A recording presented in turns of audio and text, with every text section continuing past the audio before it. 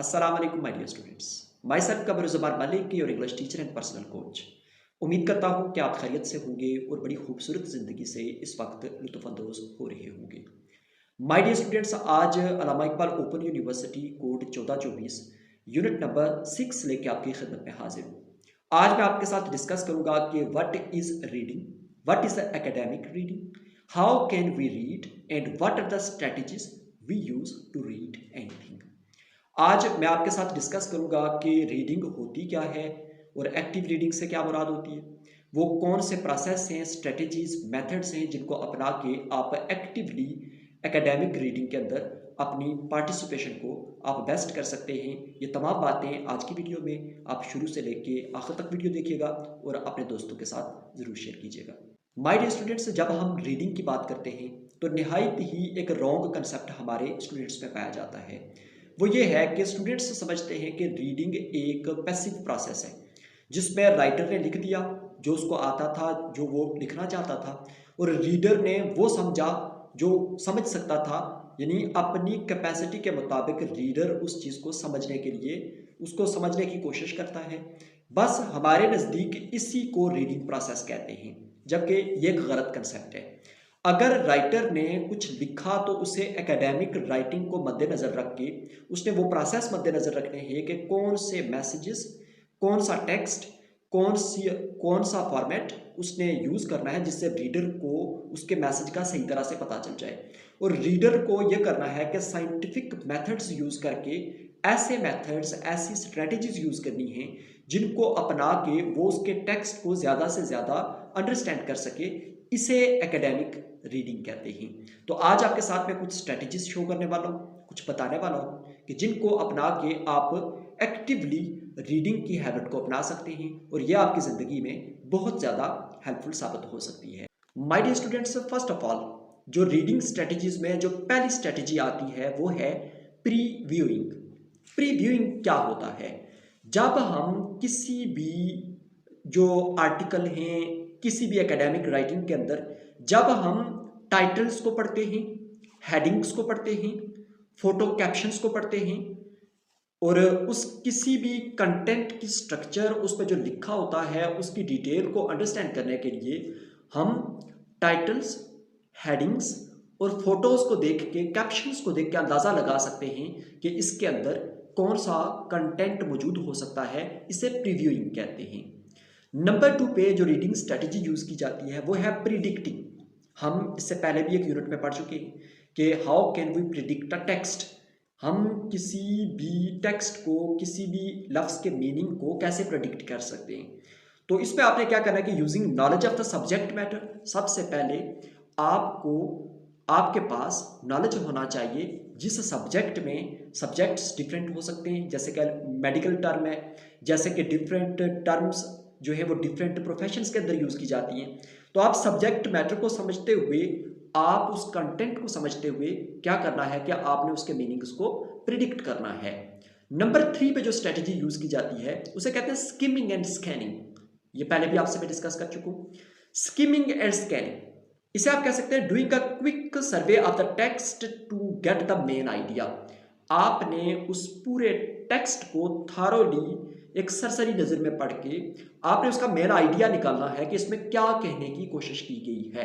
उसके साथ साथ आपने आइडेंटिफाई करना है, उस टेक्स्ट की स्ट्रक्चर को आइडेंटिफाई करना है और फिर आपने उस जो प्रिडिक्शन आपने की है उसको या तो आपने कंफर्म करना है या रिजेक्ट करना है। मतलब कि जो आपकी प्रिडिक्शन थी कि इसमें ये चीज़ें हैं, ये मैसेज है, आपने तलाश करना है कि उस टेक्स्ट के अंदर ये मैसेज मौजूद भी है या नहीं है। नेक्स्ट जो चीज़ यहाँ पे डिस्कस की जाती है, जो टेक्निक यूज़ की जाती है वो है गेसिंग meanings from the context. Meanings को गेस करना। अब आप मीनिंग्स को दो तरह से गेस कर सकते हैं। फर्स्ट ऑफ ऑल कि आपके पास एक प्रायर नॉलेज हो, आप उन टर्मों को अंडरस्टैंड करते हो, सब्जेक्ट के हवाले से आपकी एक गिरफ्त अच्छी हो, सब्जेक्ट मैटर पे आपकी ग्रिप अच्छी हो। जबकि दूसरा उसके जो क्लूज, उसके अंदर जो मीनिंग्स यूज़ किए जाते हैं, जो अननोन वर्ड्स होते हैं, आप क्या कह रहे हैं कि उस अननोन वर्ड्स को आपने किसी डिक्शनरी के अंदर, किसी थीसिस के अंदर, किसी इंसाइक्लोपीडिया के अंदर, किसी रिसर्च बेस्ड किसी पेपर के अंदर आपने उसको फाइंड आउट करना है। इट मीन्स रीडिंग जब करते हैं तो 4 चीज़ों का ख्याल रखा जाता है। फर्स्ट ऑफ ऑल प्रीव्यूइंग, जिस पर टाइटल्स और दीगर चीज़ें, हेडलाइंस और फोटोज कैप्शंस पढ़ी जाती हैं।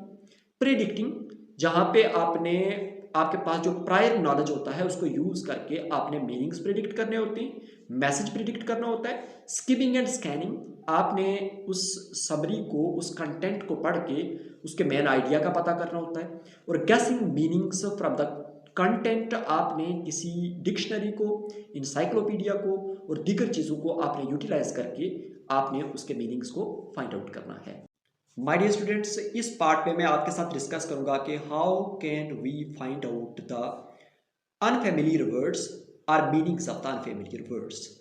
ऐसा लफ्ज़ जो हमने पहली बार कहीं पे पढ़ा या हमारी नज़र से पहली बार गुजरा, उसके मीनिंग्स को कैसे फाइंड आउट करना है, या उस टेक्स्ट को, उस पैसेज को, उस पैराग्राफ को, उस कंटेंट को आपने कैसे समराइज करके आसानी से कैसे समझना है और फिर उसको समझाना कैसे है।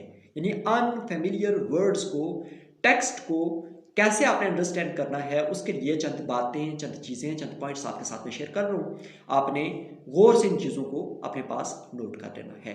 फर्स्ट ऑफ ऑल, अगर आपकी नज़रों से कोई ऐसा लफ्ज़ गुजरता है जो अनफेमिलियर है, फर्स्ट ऑफ ऑल हम उसकी डेफिनेशन पे फोकस करते हैं। डेफिनेशन होती क्या है? Definition basically gives the meaning of the word. जो डेफिनेशन है हमें उस लफ्ज़ के मीनिंग्स का पता बता देती है। Writer may use certain words और phrases that helps us guess that the writer is giving a definition. बहुत सारे क्लूज आपको मिल जाते हैं जिसमें आप आसानी बता सकते हैं कि इस अनफेमिलियर वर्ड को सिंपली राइटर ने कैसे समराइज करके आपको बताया है। नंबर 2 पे जो चीज़ आती है वो है restatement. Writer sometimes define words by restating और रिपीटिंग। बहुत सारी डेफिनेशंस मुख्तलिफ साइलेबस की बुक्स के अंदर आपको मिल जाएंगी जिसपे राइटर किसी एक कंसेप्ट की 2 डेफिनेशंस तक भी देता है। इसका मतलब ये कि राइटर क्या करता है कि उसको मज़ीद सिंपल वर्ड्स में कन्वर्ट करके आपकी अंडरस्टैंडिंग को, कंप्रीहेंशन को बेहतर करने के लिए राइटर ये करता है कि रीस्टेटमेंट कर देता है। किसी डेफिनेशन को दोबारा से स्टेटमेंट को लिख देता है जिसको रीस्टेटमेंट कहते हैं। मतलब अनफेमिलियर वर्ड्स को जानने का दूसरा बेहतरीन तरीका राइटर की रीस्टेटमेंट को स्टडी किया जाए। नेक्स्ट जो बात आती है वो है एग्जाम्पल्स। अगर आपको किसी वर्ड के मीनिंग्स नहीं पता चल रहे, अनफेमिलियर वर्ड है, तो आपने ये करना है कि उस कंटेंट के अंदर आपने एग्जाम्पल्स को देखना है। Examples help us understand the meanings of the new words. Read the key signals used in showing examples. बहुत सारी जगह ऐसी हैं जहाँ पे एग्जाम्पल्स को पढ़ के उसके कंसेप्ट को बआसानी समझा जा सकता है।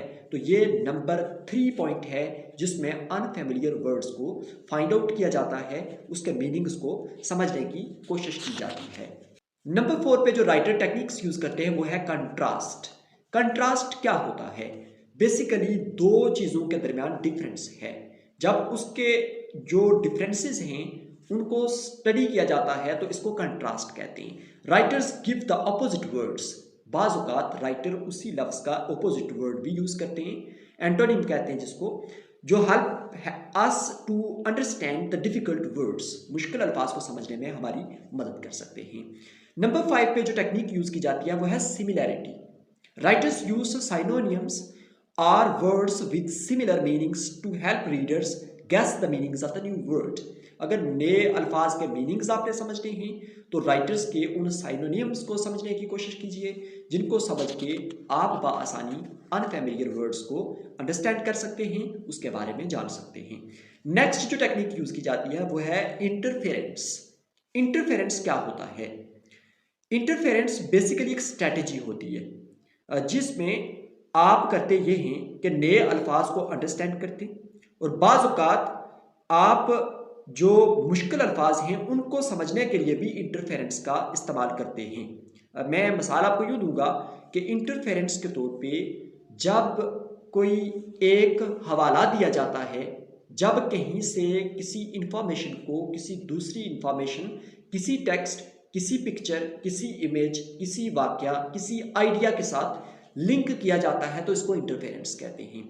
और ये आप बआसानी जो अनफेमिलियर वर्ड्स हैं उनको जानने के लिए राइटर की इंटरफेरेंस टेक्निक को स्टडी करके आप बआसानी पता लगा सकते हैं कि ये आप जो रीडिंग स्ट्रेटजीज हैं इसमें अनफेमिलियर वर्ड्स को आप कैसे आसानी से समझ सकते हैं। तो माय डियर स्टूडेंट्स, ये थी आज की वीडियो।